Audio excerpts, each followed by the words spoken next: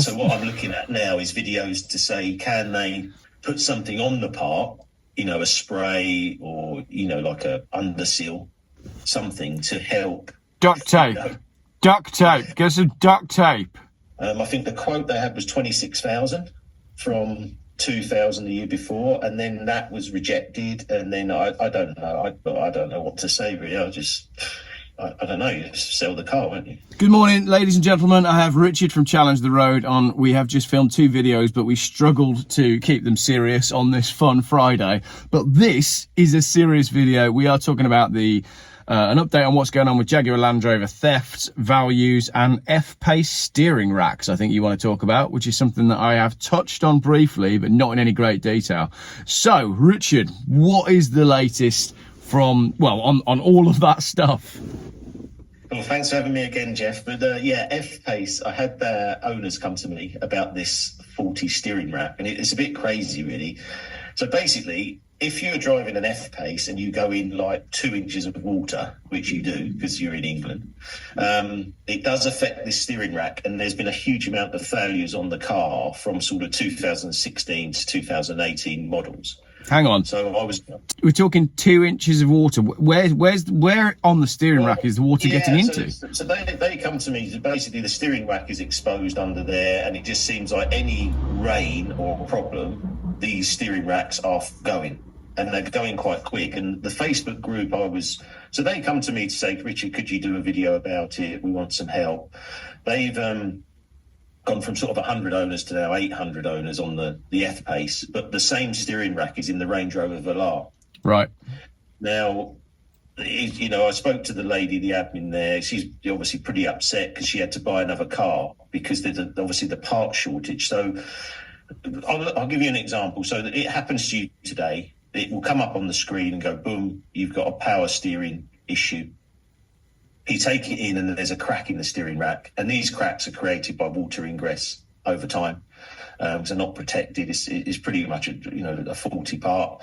You then get told it's 6 months to 9 months to get a steering rack. And she had to go buy another car in that time. And it's between 4,000 and 5,000 to replace. And what's the car doing when the steering rack has failed? Are we talking heavy steering? I mean, it's all electric these days. Heavy steering, shaking on my video, you see what happens. But it's really quite difficult to drive. I think for one lady, they were on the motorway and it happened at sort of 70 mile an hour. And so it's quite scary. It's not uncontrollable, but imagine getting in an old Golf from 1980 or something, a Mark 1 with but it's obviously a bit of a shock because you're used to assistance and then it will just suddenly go. JLR are helping now. This Facebook group, they've had a lot of support. It has gone auto car, been in national press because they weren't getting anywhere at the start. And now it seems like it is starting to, get some goodwill gestures because, there's a lot of people involved. 2022 models have been affected too. So it's not taking that long, but I think they're trying to get through now this backlog. But the goodwill gestures have been a bit all over the place. Someone's getting 20%, someone's getting 80%. But the only problem is the part you get is the same part. You're kidding? No.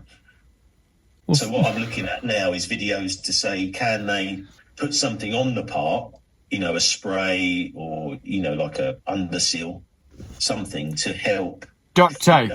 Duct tape. Get some duct tape. So they've been complaining about that as well to say could they have a better part. But yeah, it's another thing that is just very frustrating for owners. I think I was looking at some of the stuff this morning, and one guy had the car 3 days and it boom gone. So they are saying to people, if you're buying an F Pace, you need to really look into this steering rack. Just make sure it's not cracked. There's no water ingress. Maybe do that when you have a service. Just make sure that your car is okay that you're buying, but it's a massive problem. So the F Pace has got those problems. The I Pace comes with a whole raft of problems of its own. Is anything going well for Jaguar Land Rover at the minute? I'm actually saying that. Didn't they just publish some really good results? Didn't they just say that they've sold a huge number of cars? I'm sure something came out recently about that. Obviously, their profits are up a lot, and they seem to be in a much better position than they were. I think it's just more I think that what frustrates the F Pace owners is more stuff like, oh, it was COVID, but we're 4 years on.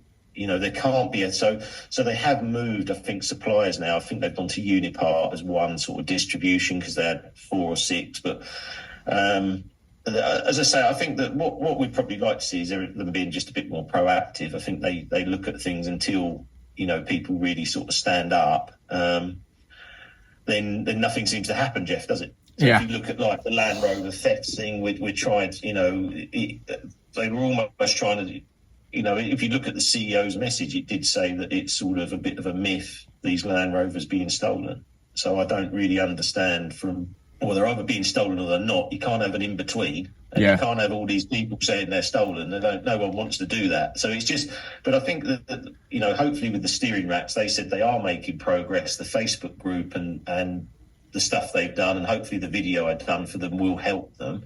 And then, like you say, it's just JLR just, raising their game a bit more. Yeah. I mean, I'm still doing this Evoque. The one I done for my sister-in-law. Did I tell you about that one? Yeah. They've got the problem with the windscreen. So she's now had my mother-in-law's car for 2 months. That car's still in my storage. We are getting closer.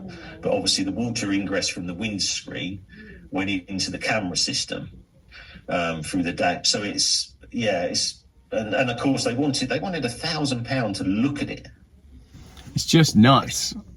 And then unless luckily I say I've got my guy who runs all my cars, so we didn't pay that. I will do something about what we did pay in the end, because we ended up going to a windscreen company, doing it under insurance on the windscreen, then saying to them, look, this should be under warranty, and we are, he's not going to stop. He's going to go, come on, we need help, because if you've got glue in a windscreen that's not fit for purpose, as I see, and that's affected, it needs to be sorted out some way.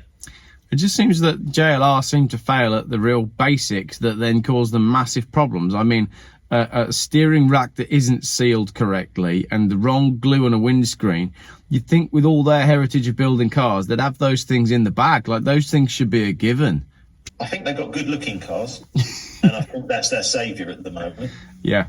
I think the Evoque and the Velar, I think they look nice. I think the Range Rover looks nice, and I think that's saving them. I think that, when I had, my meetings with them, I did try and say to them that we've, as British people, I feel like we've been very patient, to say the least, and we're very honourable to JLR. But at the end of the day, we don't want to pay. I mean, I'll give you an insurance scenario. So I'm trying to help someone with their insurance, and they just can't get it insured, Geoff. Just flat out can't get it insured. They can't get it insured, but they're in London. I think the quote they had was 26,000 from 2,000 the year before, and then that was rejected. And then I don't know. I've got a call with her later, but I don't know what to say really. I don't know. You just sell the car, won't you? Yeah. No, you can't pay that much more when you could get a like for like whatever for £1,000 insurance. Yeah, it doesn't make you'd have to be crazy to do that. So in terms of, I mean, you and I when did you put your first video out about Range Rover thefts? It's 6 months ago. November the 12th. So where are we at now then? So you and I have made a couple of videos. Yeah. You did your very best to set up your own insurance company to help people. Jaguar Land Rover have put out a number of press releases. They've launched their own insurance, but correct me if I'm wrong, nothing really seems to have changed all that much. No, well, I set up a partnership with an insurance company. Just so you know, I'm not affiliated to them. It was a partnership and it was on a referral basis.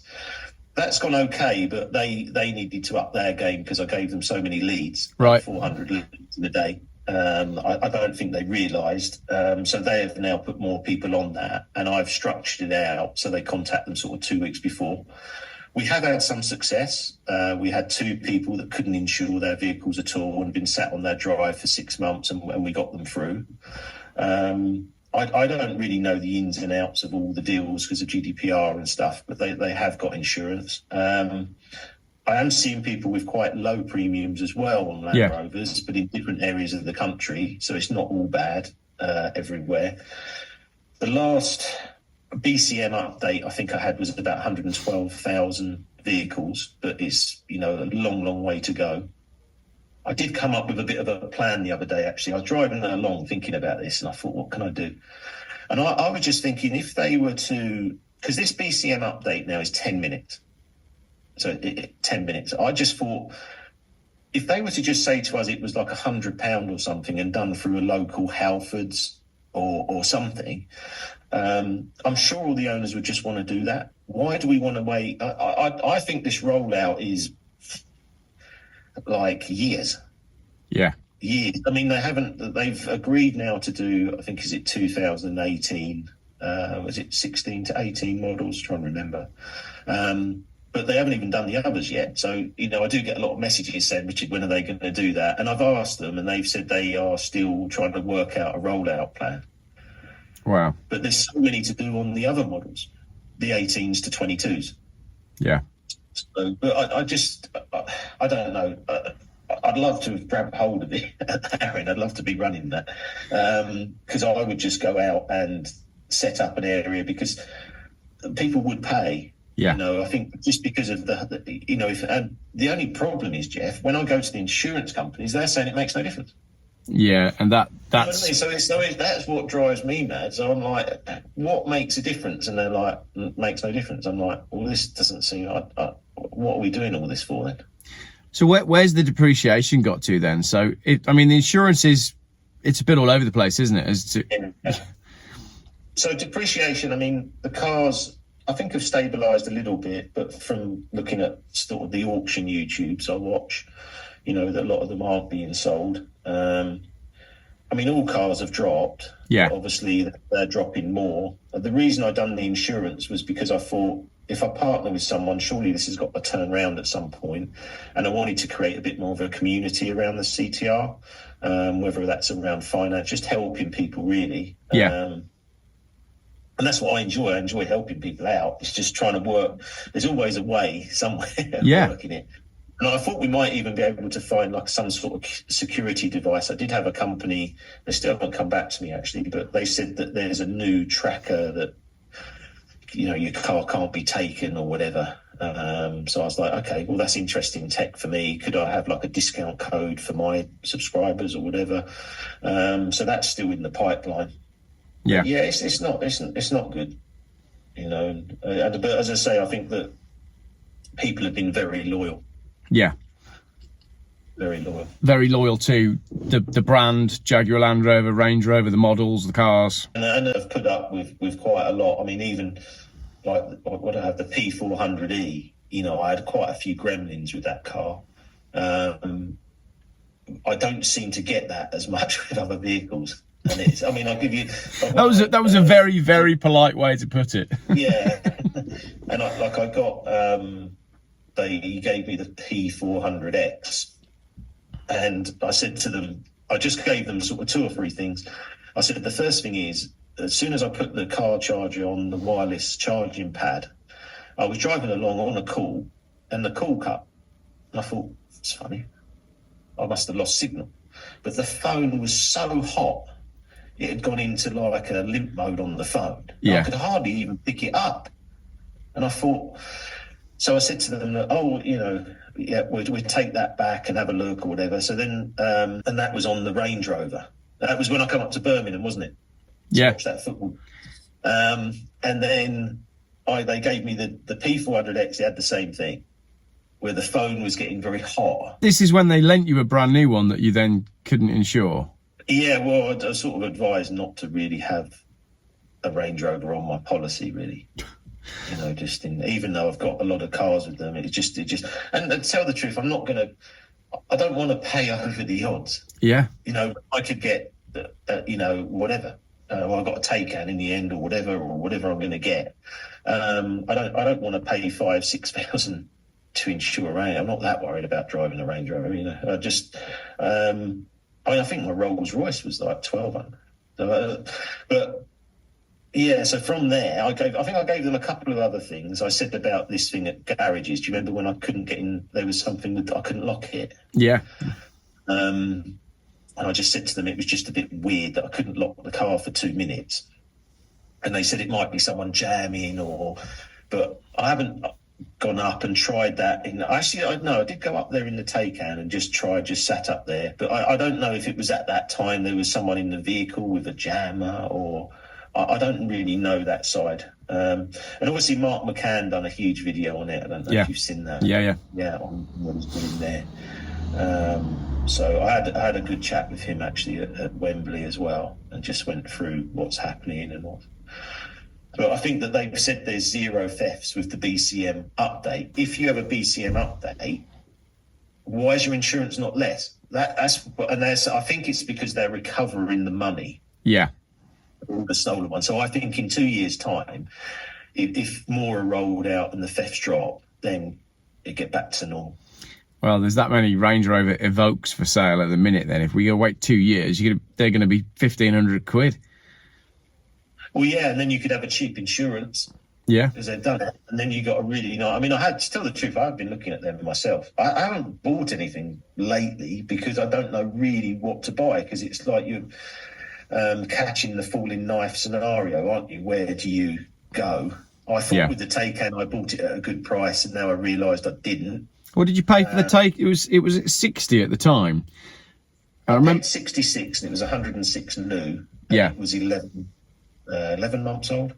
Yeah, and I remember thinking at the time that it looked fairly cheap, but where do you think that car's at now? Well, I had an offer on the car when I went to pick it back up, which now looking back, I probably, because they did say to me at the time, Richard, you should just take, I think it was about 65. Yeah. Okay, so I thought, I do like the car. It's not like it was, and I thought, well, because I was giving up the solar charging as well with the move, because I was obviously charging, not for free, because I've had to pay for the solar, but I felt in real worlds it was free. Yeah. So, yeah, it's just a case of, I've now got it. I don't know.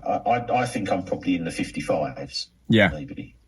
That's where I think I am. But I have done quite a lot of miles in it. I think I've done like 1,000 miles. Yeah. But I would never normally have this sort of depreciation. My skill is trying to buy these, depreciation-proof cars. I don't even know why I do it. I think it's like a game. It's fun. I think, how can I buy a car that doesn't depreciate and drive around it? My thing is, like, everything I buy is, like, if I spend £1,500, that is a lot of money for me. And for me, it's more of a game as to, like, how much usable, actual, like, long distance car can I get for the least amount of money? And that's where I find the fun. I'm at a stage now where, like, I could go get something nice if I wanted to, but there's nothing I want to drive more than an old Volvo. So I just keep buying old Volvos. And then the algorithm on my computer and my Facebook and my eBay, it just keeps throwing old Volvos at me. And then all my followers send me old Volvos. And it's like, I've got a lifetime supply of old Volvos to buy, and when I finish buying all those, I'll move on. But it just seems to keep happening. To your point of values, the Taycan and that, I think I may have to just stick it with it for the 3 years, and then give it back. That's what's going through my mind now, because I think these are going to rapidly depreciate across all EVs. And I think when I said the £30,000 Taycan is coming, I think I was half joking when I said that before, but it is. I think it'd be less. You think it'd be less? Yeah, I really do. I think that there'd be new stuff coming out. The batteries are changed. You're going to be in a car, like, even with mine, I'm on the long range. Yeah. It's still like 220, 230. It's not long range, no, in my view. No. So, absolutely. Anyway, speaking of long range, both my computer and my phone are about to run out of battery, so I think we're going to have to call it. But basically, depreciation on Land Rovers and Range Rovers is still going on. Depreciation on EVs is still going on. The insurance thing is still a problem for a lot of people. If people want to insure their Range Rovers through you, if you send me the link, I'll put all of that in the description as well, and they can go via you to try and get their insurance. Brilliant. Lovely. Thank you very much Thanks for the chat, and I'll keep catching up with you every now and then to see how that Taycan's going. And if you haven't already watched the other videos that Richard and I have put out this morning, make sure you do, because we discuss big cats, dragons, and eating too much cake, which were very funny. So thank you very much for watching. Cheers, Richard. Yes, yeah. Cool, man.